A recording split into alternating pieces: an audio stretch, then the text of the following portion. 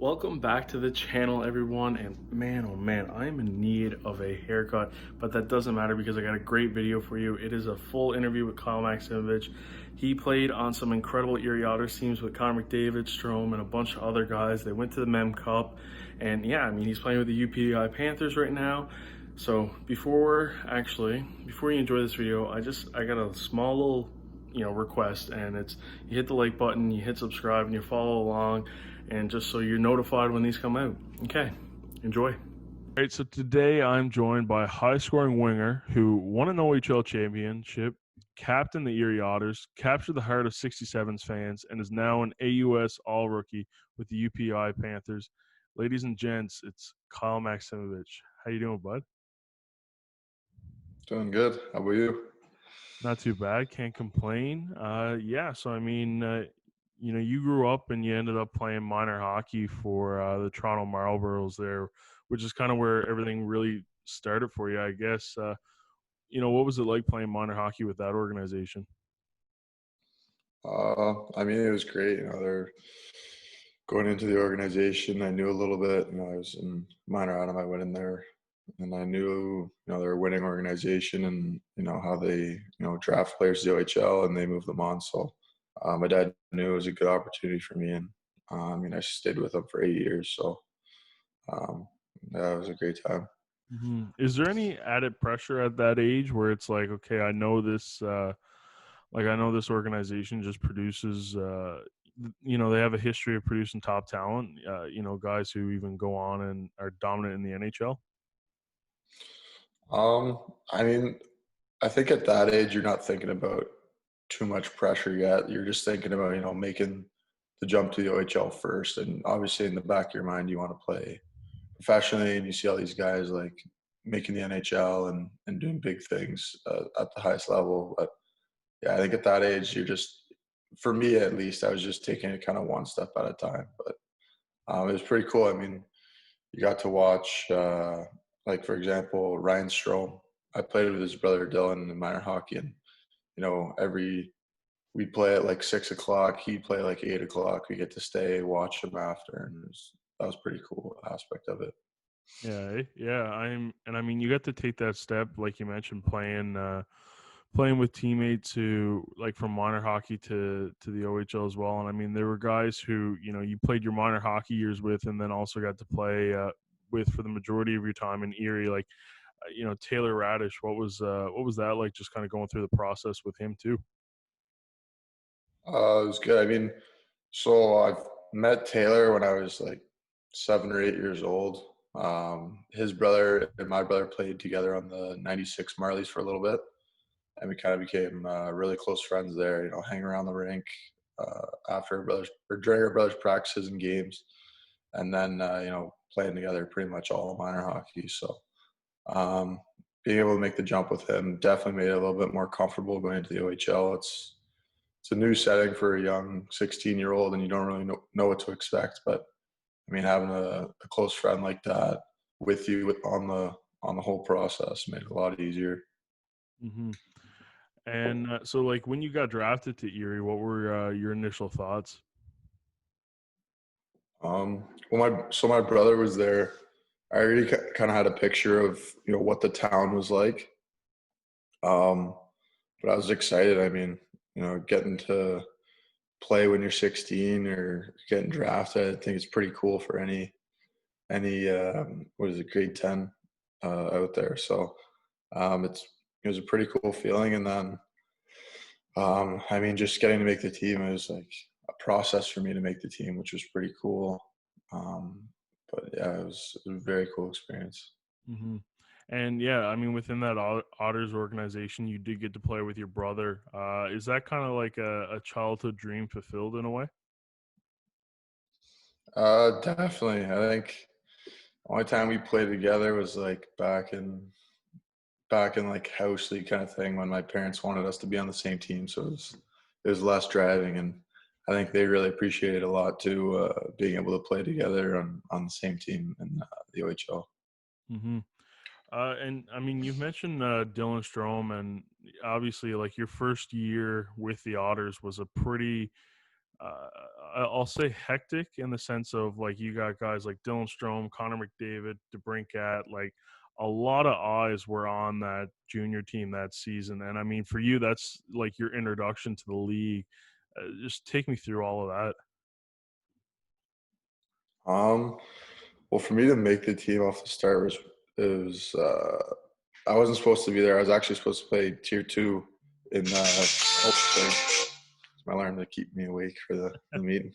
I was actually supposed to play tier two in Georgetown in the OJ, but a couple guys ended up getting hurt and kind of got me into the like last slot of the team my first year. So, I mean, personally, I was in and out of the lineup, but to be able to watch some of the guys, it was pretty special. Even in practicing games, I saw like one weekend we played London and Guelph. It was like McDavid had like 6 points the first night and then 5 points the next night. It was just like, and I was in the stands, so it was just crazy to watch as like 16-year-old and get that experience. Did you try and take anything from them? Like, were there many learning opportunities? I guess. Um, yeah, I think one of the biggest thing I learned from them or like kind of watched was, they're never satisfied, which is something I always think about. Like they'll have like I said, like a 5, 6 point game, they'll be happy. But if they think they could have done more, they'll come in. They'll still be a little bit upset or like still wanting to work. So I think that's something that's pretty interesting to follow or to take away from it. hmm And yeah, so I mean, going into the second season there with or your third season, sorry, with the Otters, you came close the year before, but then you finally got that OHL championship. What was that whole series like in season? It was actually that was one of the. It was pretty fun, honestly. We had a really good team, and we had a pretty good team going into I think it was like November ish, and then we made a trade for Warren Fogle. We got him from Kingston, and then there was rumors of Strom coming back to our team, like he was going to get sent back, and then our coach confirmed him. I think it was like played a game in Saginaw, and then he came back on the bus, and he's like, "Yeah, I got to tell you guys, Stromer's coming back." And then that's kind of when we knew, all right, we're going for it here, and we're gonna make a run. And our GM made some great moves, and we ended up making a deep run and winning at the end of it. It's pretty cool. What was that moment like when everybody's like, okay, Strom's coming back?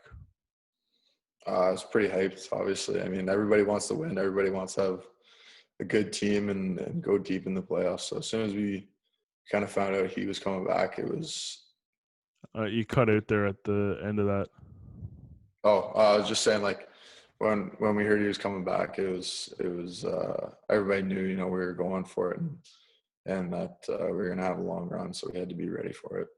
hmm And I mean, so obviously the long run ended up being successful there. You guys went with the classic bleach blonde look, Yeah, eh? Any regrets on that hairstyle I looking still back at remember the it. old photos? Pardon? Any regrets on the hairstyle looking back at the old photos now, or? Some of the old photos were pretty bad, but honestly, no. So how it went down was we did a team vote. We all got together in like the lounge area in Erie, and it was like, yeah, guys go, no, we're not doing that because we did it the year before, right? And we lost to London, so it was like, no, we're not doing it. We're not doing it. I was like an advocate. I know me and there's like two other people. I'm not gonna expose them, but I'm going, yeah, I don't want it. I don't want it. But like, I kind of wanted to do it again, just try it out. I forget what year. I'll say '02 Erie Otters. I could be wrong. You gotta check that. But they dyed their hair blonde too, and they won the OHL thing. So I was thinking, why not follow that trend? And it ended up being voted that we were gonna go blonde, and some guys weren't happy with it, but everybody ended up doing it. I think the most outrageous one I've ever seen is my hometown. Uh, the group who were a couple years older than me. So our home colors are almost like a flip of Erie's, where it's like blue and gold kind of thing. So some Yeah. guys decided to dye their hair blue for the all Newfoundland provincials, and that one was pretty rough because the whole team didn't commit, so it was like half blue, half gold. So Oh there was kind of like wow. a mismatch, and then some other guys just bailed altogether and just kept their hair the way it was. Yeah. Well, that's pretty wild. But there was the Ottawa team. I want to say the year before I got there, they did it like red and black. No, the goalies did Yeah, something and crazy like that. that was a SETI, and I think his name was Ollie. He did like the almost like the reverse mohawk dyed red or something. Yeah, that's pretty, pretty. That's pretty wild here too. I don't Yeah. know. It's cool. It brings the team together. I think for playoffs. But Mhm. I think I don't know. I honestly don't with know if I have to do that. maybe a green for the UPEI Panthers. Yeah, I don't know.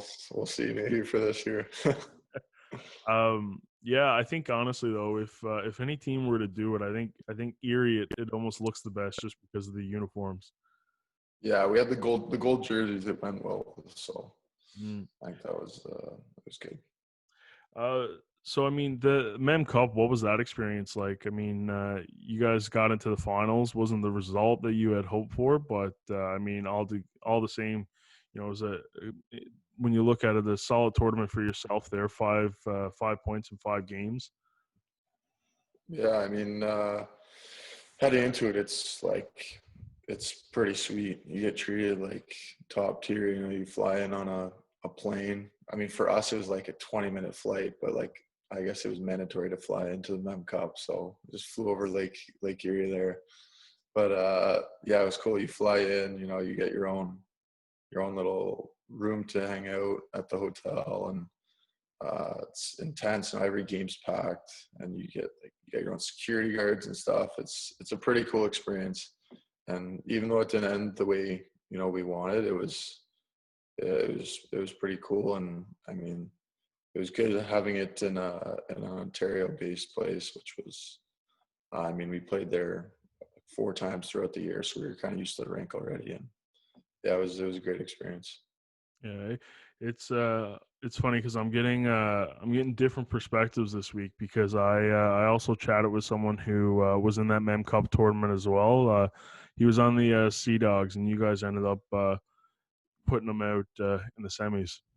Yeah, yeah, I mean, that was probably the most intimidating for me personally. Like, they were one of the most intimidating team. Like, we showed up. There's a pre-tournament banquet, and we showed up, and all these guys are like shaved heads, like right down, and they're all massive. And I was like, man, we're like, this is gonna be a tough game against them. And then we came out, and like our top guys like Strom, Sorelli, DeBrincat, Radish, like those guys all went out and they put up like 3-4 points in the first game against them, and then we ended up beating them again and in the semis. So it was What a good what was it matchup. like going up against Thomas Shabbat there in that tournament too? Because I mean that would have been probably a matchup for you that you had to overcome. Yeah, I mean, so this is like perspective. We beat them 12-5 in the round robin. He had all 5 points on all 5 of their goals. So it was like this guy's legit. It was pretty tough to go against, but I don't think I hit the ice too much against them. Um, yeah, so I mean, you ended up getting named the captain of Erie there in the later years. I mean, what was that moment like from just reflecting on all of it when the moment you get drafted, you get to play with your brother, you get to play with longtime minor hockey friends, and you win an OHL championship, and now you're the captain. Yeah, it was very honoring, and I felt very great about accepting that role. I mean, it was a very young team, and we lost a couple of the top guys. I mean, Sambrook and Radish got traded at the deadline. Great leaders. You had Owen Hedrick, who I play with now, who could have easily been the captain as well. So, um, I mean, it was great to take on that role for my time there, and just to try and it was tough shoes to fill, obviously, with the last guy being Strom, and then, excuse me, and McDavid before that. But I just try to do my best and help the young guys out. But yeah, it was a great experience. What'd you learn from that role? Um, I think taking a step back and not freaking out. It's all about positive energy, and that's kind of how I am now. Still try to stay positive even in like tough times. Killing a penalty or we're down a goal or need to score in the last minutes. Got to keep the positive vibes and keep everybody up. Hmm. So, I mean, throughout your junior career too, you got the opportunity to play pro, AHL, Rockford, 4 games. When you got the call that you were going to go up and start playing and for those games, what were your thoughts? I was excited, mostly nervous. I think it's a big jump, especially we weren't making the playoffs in Erie that year, so I got the call like with the last 2 games left of the season, and I was pretty nervous. I mean, you're going from playing with boys to men, and I just tried to take as much as I could away from the experience, and try to obviously make a statement. I'm here, and I'm gonna try my best to crack the lineup every night. But I think just watching them throughout the playoffs, I know I got moved to a black ace, and watching them play and how fast the game is, it really got me motivated to have a big overage season. Yeah, I mean, it definitely is a massive transition because I mean the oldest people you're going to be playing in juniors are going to be 20, and then I mean now all of a sudden you could be on the ice with someone as old as 35, 36. Yeah. I think the goalie on that team, Glass, he had two kids, and like he'd come in and talking about the kids, so it was a little bit different to get used to there for that short time. Hmm. So I mean, going into your OA year, you started off the year pretty hot. I mean, I think what it was over. It's definitely over a point per game. I think you had like 56 points in your first 39 games there with Erie. What was just clicking for you through at that time? I think I had a pretty good summer, so I came in. I was excited. I've heard we talked to the overagers before. I talked to my good buddy Hedrick, and he told me about what to expect for the year. The ups and downs, and I think I just came in like hungry to you know get a contract or like make a statement kind of thing in my overage year. So yeah, I just excited. I think was the big thing that got me off to a good start. Hmm. Yeah, and then I mean before the trade deadline, there you get acquired by Ottawa. What's the initial thought?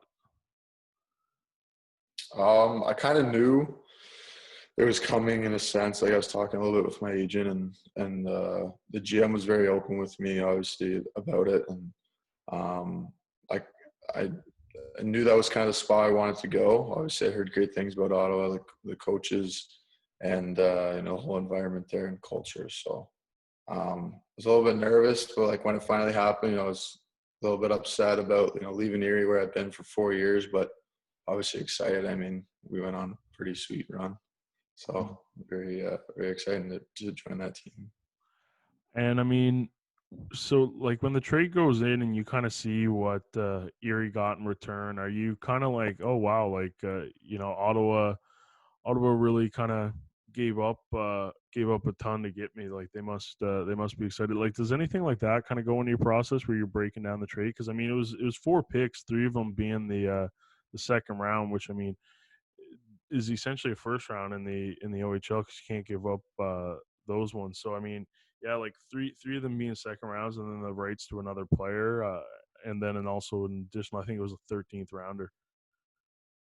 Yeah, I mean, it was pretty pressuring, obviously. Like when you first see the trade, you think, you got to come in and you got to be this player, this kind of player.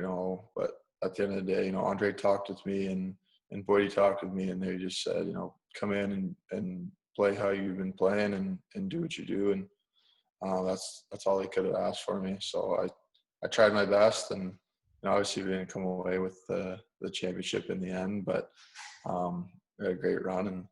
And with the whole trade and everything, you want the best for both teams, I think. So you want Erie to get a fair trade, and you want Ottawa to like the trade too. So in the end, I think it worked out well. Hmm.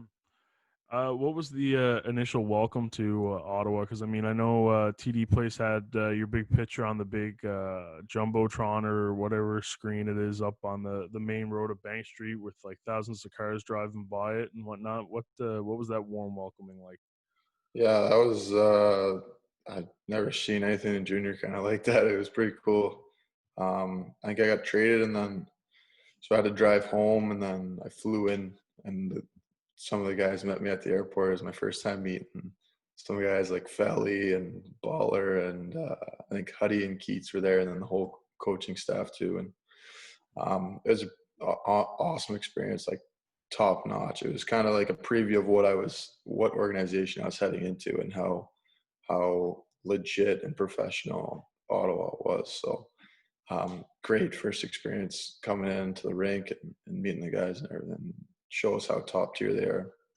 Hmm. And I'll talk about another accusation made at that trade deadline there. Well, I guess before the trade. So I mean, once you get dealt to Ottawa, you're being joined by the goalie that robbed you of the opportunity to get a Mem Cup, Mikey DiPietro. Is there any eye rolls in the back of your head when you're in the same locker room with him, or a couple chirps thrown back and forth? Oh, there's definitely a couple trips thrown by him mostly, rubbed in a little bit, and no, it was all friendly. Mikey's a great guy, and I mean, getting traded there and knowing that he was our goalie, I was just excited because I knew how good he is, and I mean, heck, he even got a call up to play in the NHL while we were on the team, so it's like this guy he's gonna be great for us, and I mean, he's a stellar goalie, so. But Yeah. definitely a couple chirps in the room, and it was all jokes. Yeah, oh, that's awesome. Mikey's definitely the character once you get him talking too.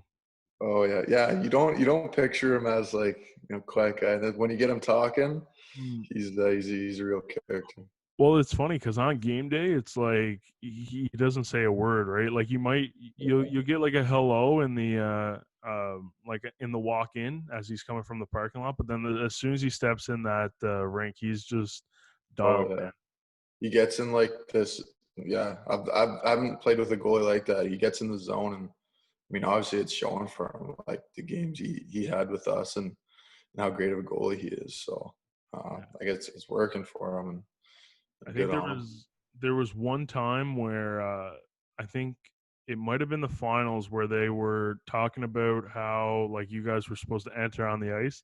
And I guess he was kind of locked in and didn't hear it, and he asked me to repeat what they just said. And I think that was the first time he ever talked to me like in the rink on game day, like before a Yeah, game, and I was like started panicking. I was like, oh shit, like I got to make sure I don't say anything stupid here.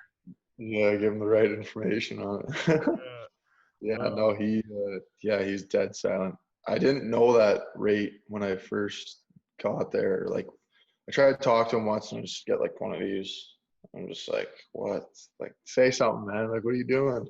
But then I realized that it's his routine. It's like, I'm not messing with that whatsoever. Yeah, for sure. So I mean, yeah, you go through the playoff run and you talked a little bit about it there, but just overall reflecting on all the years of junior, so the years in Erie, the championship, the trade to the 67s, what are some takeaways? I think definitely, obviously the run we had in 2017 to win. I think that was a great experience and being able to play with some of those guys. And then I think my last year, that was one of the most memorable. I think just because of the relationships I built in such a short time. Like we had our OA crew. I got to shout those guys out. Big T and Chico. I met those guys, and they're two of my best friends now. And I think that was a big part of what made Ottawa so much fun and comfortable on the team. Is having good friends like that, and yeah, I think Ottawa was a great experience for me. Yeah, that '08 crew was something special. I think I mean in terms of statistics and whatever like whatever it may be with the relationship there, I mean that in terms of utilizing your three OAs, I don't think the 67s could have, you know, dressed three better ones in my opinion. I mean that might be a little biased, but Yeah, no, we had a solid group. I mean, Felly was having like sick year. Chico was having a sick year, and I was trying to contribute too. So it was fun. And honestly, off the ice with those guys in the room and stuff, they're pranksters and it's fun. They're jokesters and whatnot. But it's funny. It was funny to be a part of. Who's the better prankster? Um, I don't know. They're different. Like Felly will drop the jokes, and then you got Chico pot stirring, egging people on for stuff in the background. So I think both of them are equally as funny. Yeah. What can you give me? Probably the best one they pulled off. I'm trying to think.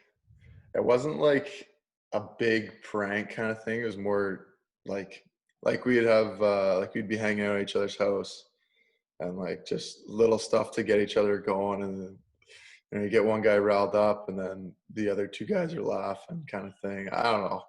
It was just a lot of inside jokes between us. Yeah, for sure. Um, I mean, going into that summer now too. Interesting couple months for you and in your life. Take us through that summer there, because I mean, you were able to skate with the Blue Jackets for a little bit there as well. Columbus. Yeah, Oh yeah, sorry, Zona. Sorry. Yeah, no, it was a good summer. It was tough because we went so deep into the summer and just trying to get the training, and then on top of it, I was having to pick a school to go to, which was a big process, along with trying to get the contract and whatnot. So yeah, I mean, I didn't end up picking UPI as my school till towards the end of August, and I was listening to all the feedback from friends and family and scouts, and talking to coaches on what they think, and I ended up choosing UPI as a school. And then when I think I went there for about a couple days, and then I had to leave for Columbus's camp, and that was another great experience. yeah. Explain that camp for people who don't understand like what it is, because I mean, when some people might look at it, they're like, well, he's already committed to UPI, and like the camp, it comes kind of like after that process. Some people might kind of question I Yeah, guess the relevance of it, more or less.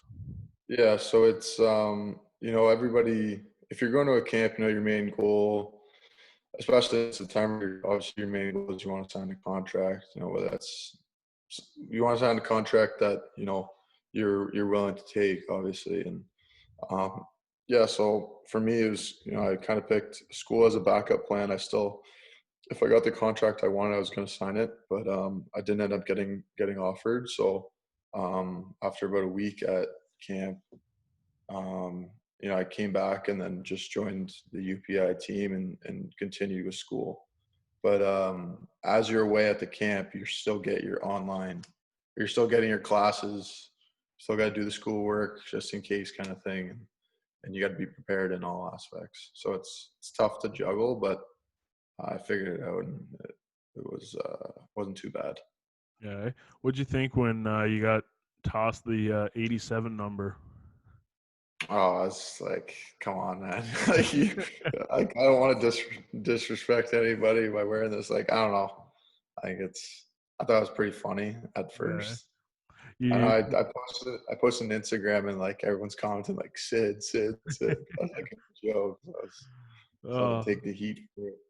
that's always a tough bit, eh? You just kind of want to go in, go under the radar, kind of do your thing, and impress with maybe like a 64 or a Yeah, 58.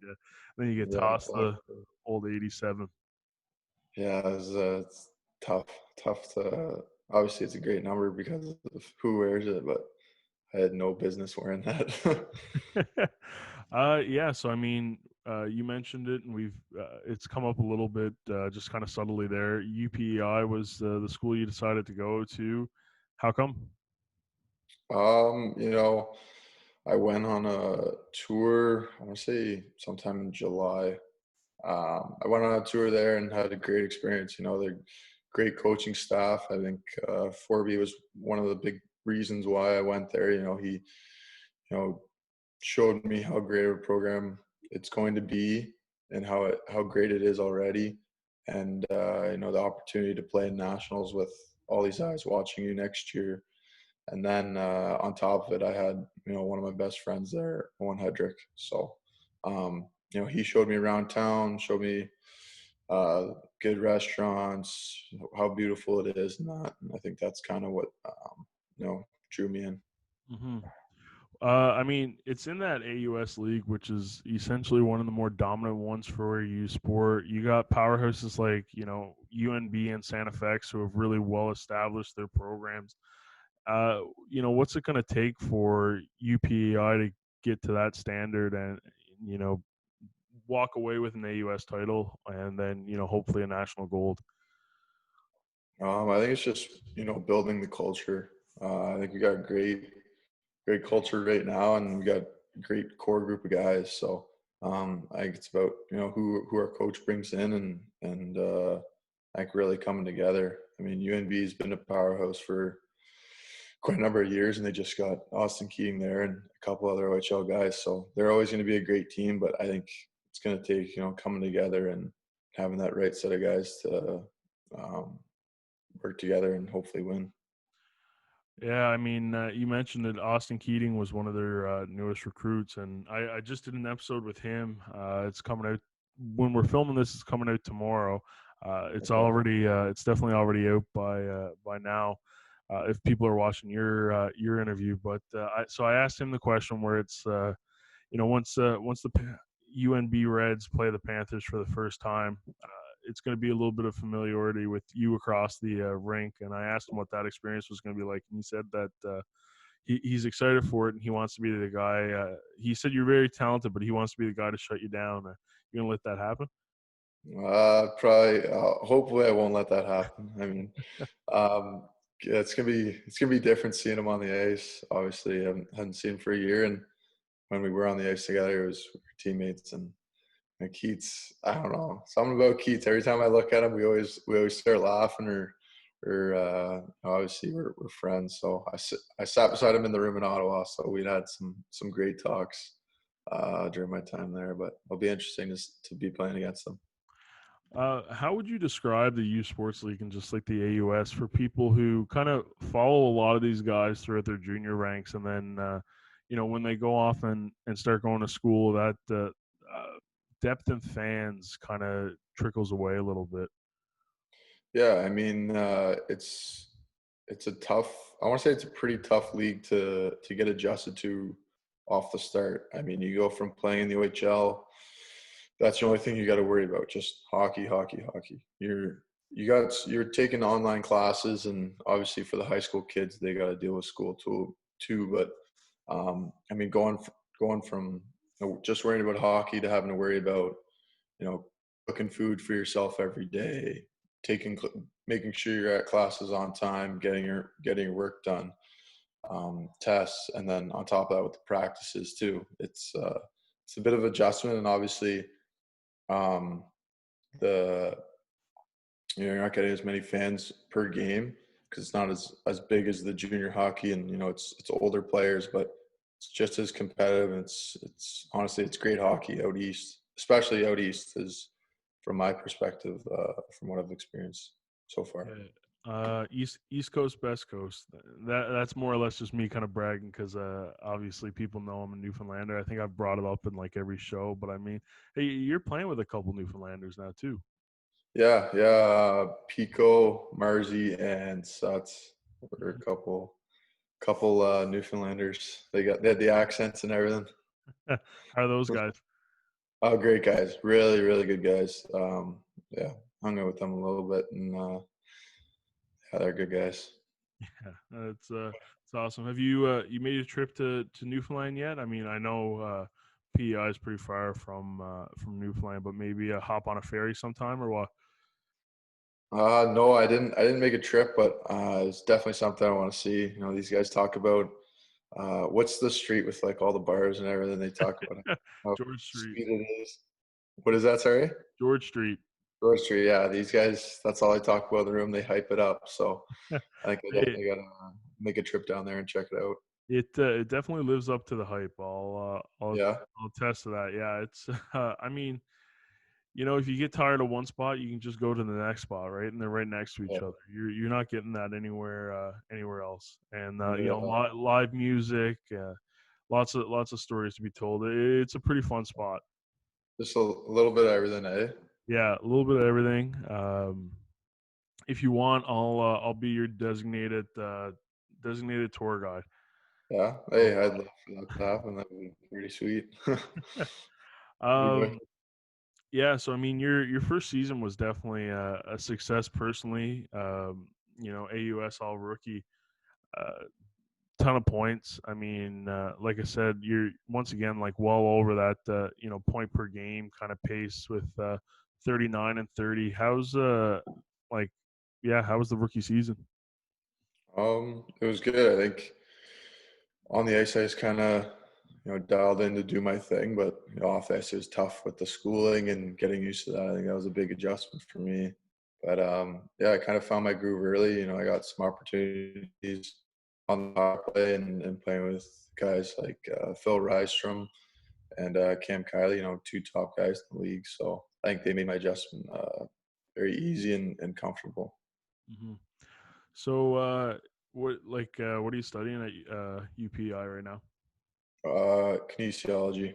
So Okay. I'm tough little go. I was just setting up my classes the other day, and I got the chemistry and biology coming up. So it's going to be interesting school year next year. Any like any projections on what you might do after the U Sports career is done? I'm not too sure yet. Obviously, I want to continue to pursue hockey and play professionally at the end of it. That's kind of my goal. But if I were to continue my education, I think I would study to become a teacher. Enter Okay. the teacher college here. They got a great setup and a great program. So, if hockey doesn't work out, I could have that to fall back on. But obviously, my main goal is still, excuse me, to play professionally. Awesome.